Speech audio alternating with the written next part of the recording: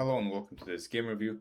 So firstly, this was a Blitz game, and generally we should not really focus on analyzing Blitz games too much, as we did not really have time to think and actually show what we are capable of.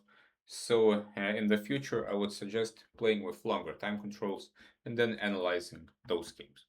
Let's take a look. So we started as a Spanish d6. White decided to take, there are other ways to play as well, and play d4, which is a very good idea, fighting in the center, as white has more pieces developed. Bishop g4 takes, and here white has an advantage because black's pawns are split, these two are isolated pawns, and they are quite weak. And here it was important to not win a pawn like this. Of course, here we cannot take because the queen will be taken, but here black had a small trap that if white takes the pawn, this is checkmate.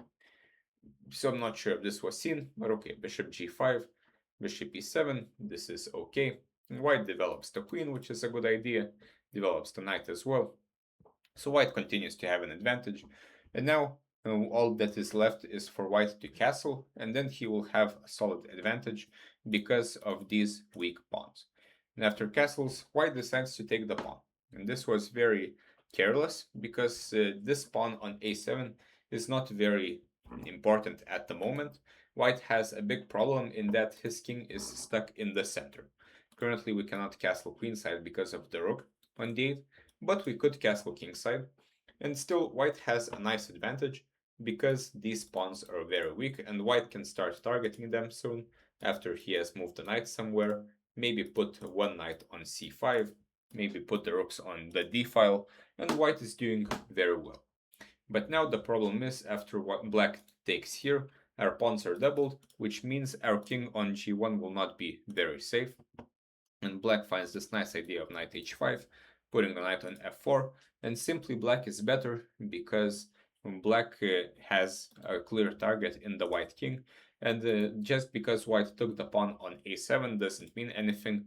White would like to create a queen here, but this would take a lot of time, and meanwhile black is attacking this king. Queen e3 is played, and yeah, white should probably try to castle, though here the problem is after knight f4, queen g5, this is a very strong attack, the rook can also join, so this is extremely dangerous.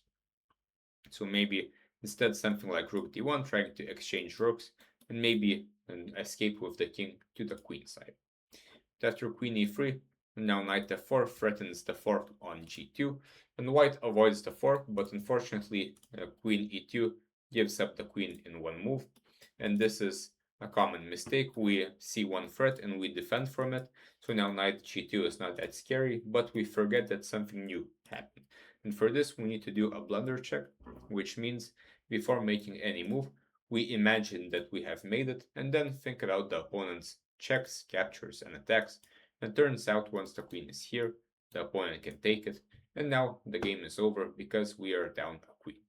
So the rest of the game was not very interesting, but hopefully you learned something new from this, and generally I would suggest playing with longer time controls, as in Blitz we do not really have any time to think.